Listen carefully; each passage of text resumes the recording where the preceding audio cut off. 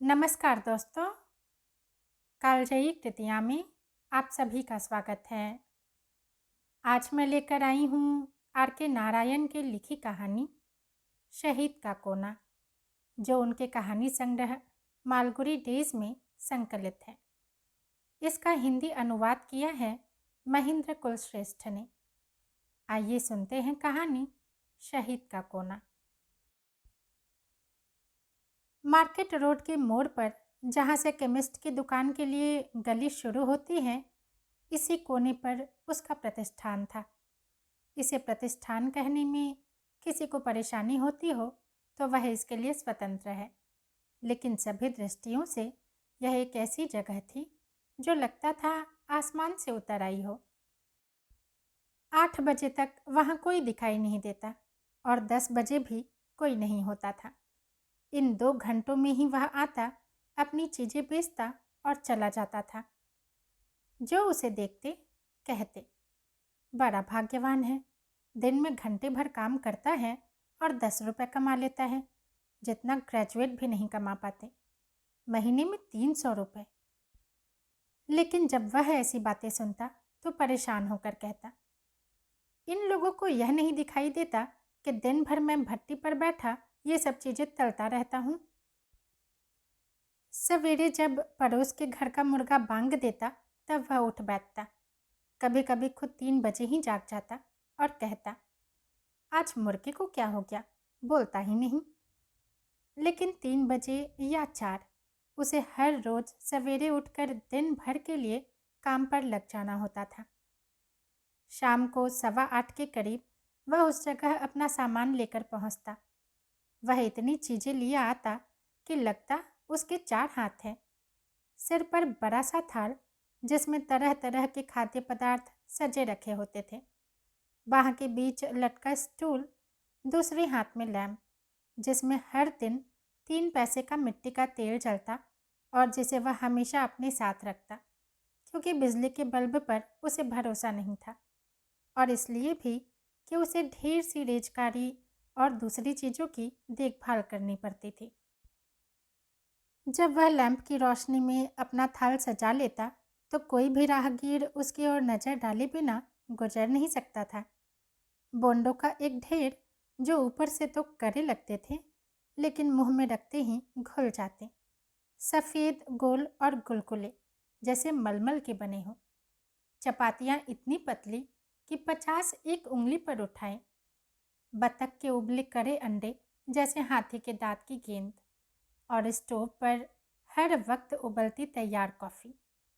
अलग एल्यूमिनियम के बर्तन में चटनी जो हर चीज़ के साथ मुफ्त दी जाती थी। हर दिन वह उस समय पहुंचता जब शाम का शो खत्म होने पर भीड़ बाहर निकल रही होती। उसके आने से पहले उस जगह एक और आदमी छोटा सा खोमचा लगाए बिक्री कर रहा होता, लेकिन इससे उसे कोई परेशानी नहीं होती थी। वह कहता, इस गरीब चूहे को भी जब मैं यहाँ नहीं होता कुछ कमा लेने दो। उसे भी इस भावना की कद्र थी, क्योंकि जब गद्दी का यह राजकुमार यहाँ आता उससे 1 मिनट पहले ही वह जगह खाली कर देता था। उसके ग्राहक उसे चाहते भी बहुत थे। वे कहते, और कोई ऐसी जगह है जहाँ आप 6 पैसे में कॉफ़ी और 1 आने में 4 चपाती ले सके। सब उसके थाल के इर्द गिर्द बैठ जाते और जो चाहते लेकर खाते रहते।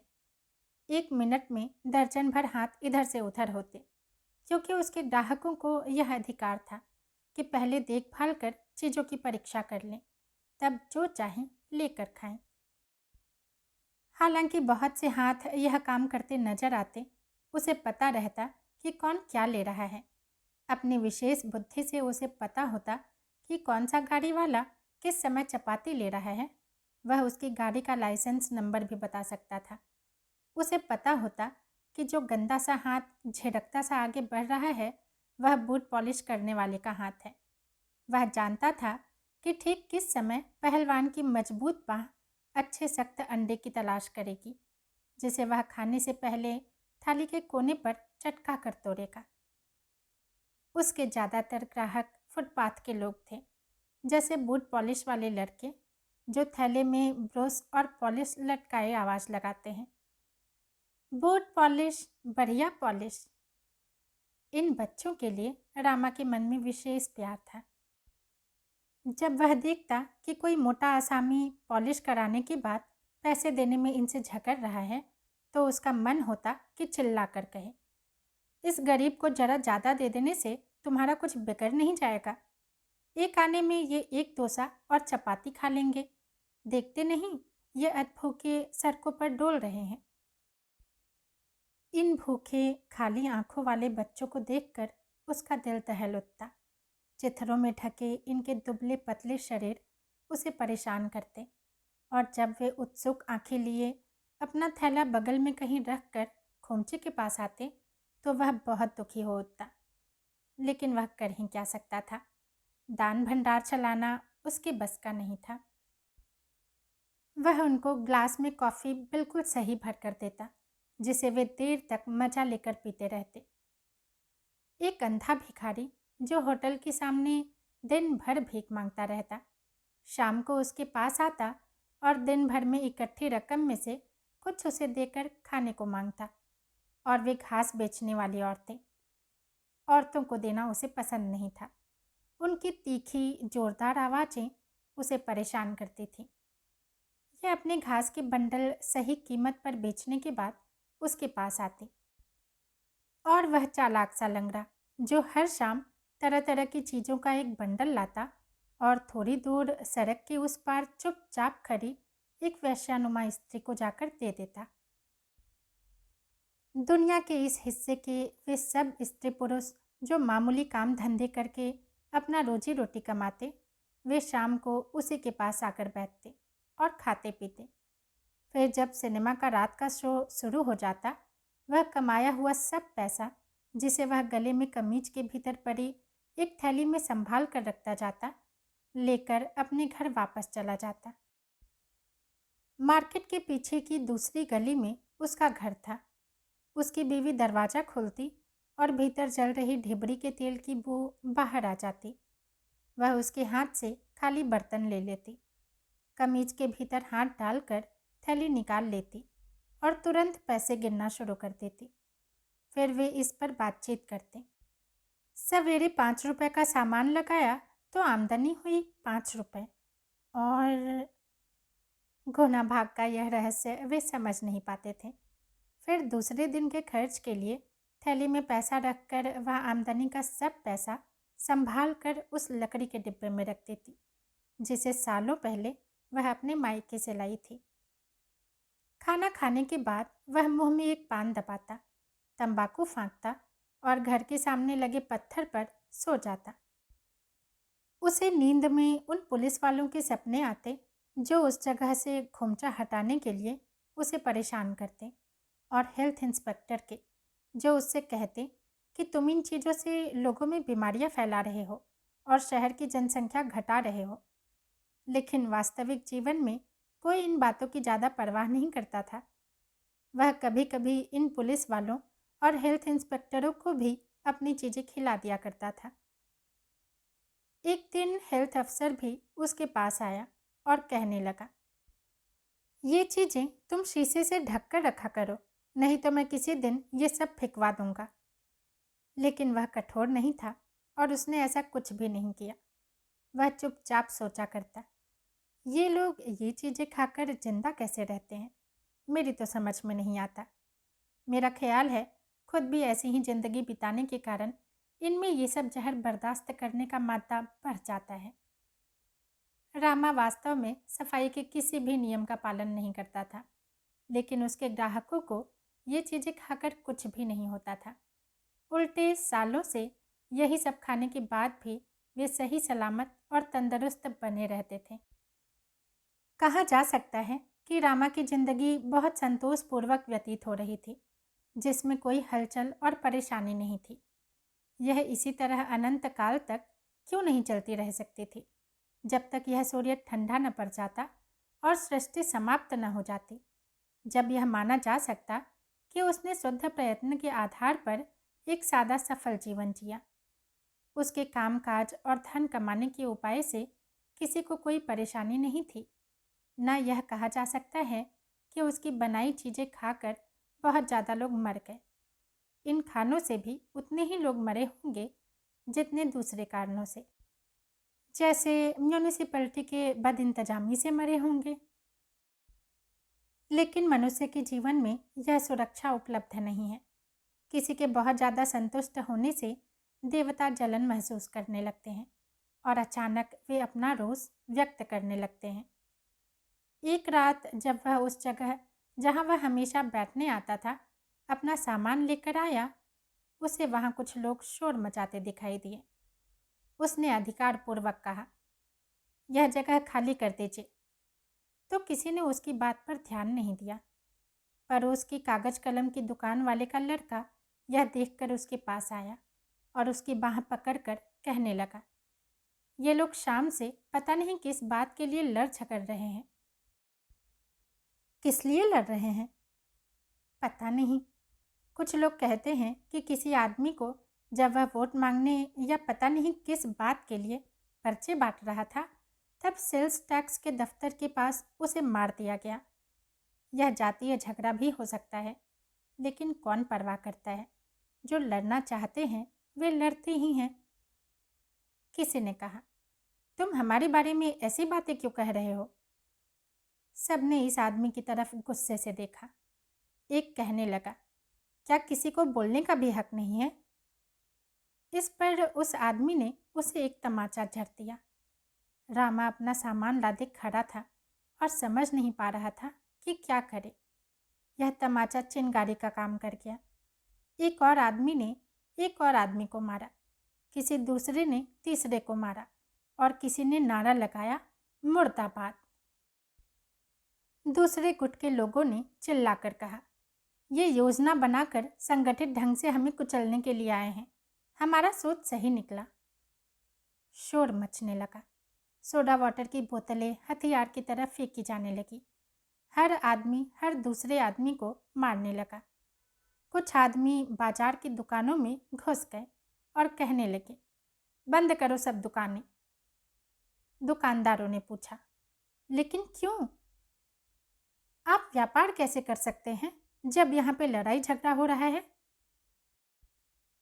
सभ्य जीवन के नियम अचानक ताक पर रख दिए गए। हर आदमी दूसरे आदमी से गुस्सा नजर आता था। घंटे भर में बाजार लड़ाई के मैदान में बदल गया। थोड़ी देर में पुलिस भी आ गई, लेकिन इससे हालात और भी ज़्यादा बिगड़ गए, क्योंकि अब लड़ाई का एक तीसरा पक्ष भी खड़ा हो गया। पुलिस के 3 काम थे, शांति स्थापित करना, अपने को सही सलामत बनाए रखना और जिस पक्ष को वे पीड़ित समझते हैं उसकी रक्षा करना। जो दुकानें बंद नहीं हुई थी वे लूट ली गई। सिनेमा घर भी एकदम खाली हो गया। उसके लोग बाहर निकलकर अपने अपने पक्ष वालों में शामिल हो गए। जिन लोगों के हाथ में चाकू थे वे घूम घूम कर हमला कर रहे थे। जो घायल हो गए थे वे चीख रहे थे और एम्बुलेंस की गाड़ियाँ इधर उधर भाग दौड़ कर रही थी। पुलिस लाठी और टीयर गैस का इस्तेमाल कर रही थी। इसके बाद वह गोलियां चलाने लगी। कई आदमी मर गए। जनता का कहना था कि 3000 लोग मरे और घायल हुए हैं, लेकिन सरकार के अनुसार 5 लोग घायल हुए थे और 4 पुलिस फायरिंग में मर गए थे। आधी रात के बाद वह उस जगह से बाहर निकला जहां वह छिप गया था और घर चला आया। दूसरे दिन उसने अपनी बीवी से कहा, अब मैं ज़्यादा सामान नहीं ले जाऊंगा। अब वहाँ बहुत थोड़े लोग होंगे। ईश्वर जाने इन लोगों को क्या हो गया है। ये कुछ वोटों के लिए एक दूसरे को मार रहे हैं। उसका विचार सही था। मार्केट रोड पर आम लोगों से ज़्यादा पुलिस वाले थे और जहाँ उसका खोमचा होता था उस जगह की रक्षा का विशेष प्रबंध किया गया था। यहाँ से कुछ दूर हटकर पुलिस अफसर द्वारा बताए स्थान पर उसने अपना खोमचा लगाया। स्थिति सामान्य होने में 10 दिन लग गए। अखबारों ने मांग की कि इस मामले में पूरी जांच कराई जाए, जैसे क्या पुलिस का गोलियां चलाना जायज़ था और हादसा रोकने के लिए पुलिस ने क्या बंदोबस्त किए थे और इस तरह की बहुत सी बातें। रामा अखबार बेचने वालों द्वारा बोली जाने वाली सुर्खियों में वर्तमान समय का इतिहास बनता देखता रहा और इंतजार करता रहा कि कब उसका कोना खाली होता है। कोना भी खाली हो गया और जैसे ही वह वहां अपना खुमचा लगाने लगा, बैज लगाए दो नवयुवक दौड़कर उसके पास आए और कहने लगे, यहाँ तुम अपना खुमचा नहीं लगा सकते। क्यों नहीं भाई? यह वह पवित्र स्थल है जहां उस दिन हमारे नेता की मृत्यु हुई थी। पुलिस ने यही उन्हें गोलियों से भून दिया था। यहाँ हम उनका स्मारक बना रहे हैं। यह जगह अब हमारी है। म्यूनिसिपल कमेटी ने यह हमें दे दी है। बहुत जल्द यह जगह चारों तरफ से घेर ली गई और हर समय यहाँ कुछ न कुछ कार्यक्रम किया जाने लगा। धन इकट्ठा करने के लिए लोग डिब्बे लेकर घूमने लगे और उसमें पैसे डाले जाने लगे। रामा यह अच्छी तरह जानता था कि धन आकर्षित करने के लिए इससे अच्छी दूसरी जगह नहीं है। कुछ ही दिनों में इतना पैसा जमा हो गया कि स्मारक का पत्थर खरीदा जा सके और उसकी खूबसूरत चारदीवारी बनाकर फूल पत्तों से सजाया जा सके। इससे इस स्थान की शक्ल सूरत बदल गई। फिर वहाँ गुरु गंभीर से दिखाई पड़ने वाले कुछ लोग आए और आपस में बातें करने लगे। रामा को वहाँ से करीब 200 गज दूर गली में बैठने की जगह दे दी गई। इसका मतलब हुआ कि मार्केट से गुजरने वाले लोगों की उस पर निगाह न पड़ती। उसका खोमचा एक तरह से अंधेरे में पड़ गया। सिनेमा से निकलने वाले लोग उसके बगल से होकर चले जाते। ठेले गाड़ी वाले जो लोग पहले सिपाही की ढील का फ़ायदा उठाकर 1 मिनट के लिए सड़क के किनारे गाड़ी खड़ी करके यहाँ कुछ खा पी लेते, अब इतनी दूर आने का जोखिम न उठा पाते। और बूट पॉलिश वाले लड़के भी सामने के फुटपाथ पर छोटे खोमचे से खाने पीने लगे, जिससे उसका सितारा अचानक चमक उठा। अब रामा बिक्री के लिए काफ़ी थोड़ा सामान तैयार करता, फिर भी वापसी में कुछ न कुछ बचा रह जाता। इनमें से कुछ वह खुद ही खा पी लेता और बाकी सामान को बीवी की सलाह मानकर दूसरे दिन भी उसी को गर्म करके चला देता। 1-2 खाने वालों ने इसे चखने के बाद ही थूक दिया और बाजार में कहना शुरू कर दिया कि रामा की चीज़ें अब खराब हो गई हैं। एक रात जब वह कमाई के सिर्फ 2 आने लेकर घर पहुंचा, तो बीवी से कहने लगा कि उसका व्यापार अब खत्म हो गया है, अब इसके बारे में सोचना बंद कर देना चाहिए। उसने अपना थाल, दूसरे बर्तन और लैंप सब अलग रख दिए और रिटायर हो जाने की बात सोचने लगा। फिर धीरे धीरे उसकी बचत भी खत्म हो गई। तब वह कोहिनूर रेस्तरां में, जिसमें दिन रात लाउडस्पीकर बजता रहता था, नौकरी के लिए लाइन लगाकर खड़ा हो गया। अब 20 रुपये महीने पर वह 8 घंटे मेजों पर जमे लोगों की सेवा करता। लोग आते और जाते, रेडियो बजता रहता, जिसकी कर्कश आवाज़ उसकी नसों को झकझोर देती। लेकिन उसने काम नहीं छोड़ा, करता रहा, और कोई रास्ता भी तो नहीं था। एक दिन जब एक ग्राहक उससे कुछ कठोरता से पेश आया, तो उसने धीरे से कहा, जनाब जरा धीरे बोलिए, मैं भी कभी होटल का मालिक था। यह बात कहकर उसे बहुत संतोष हुआ।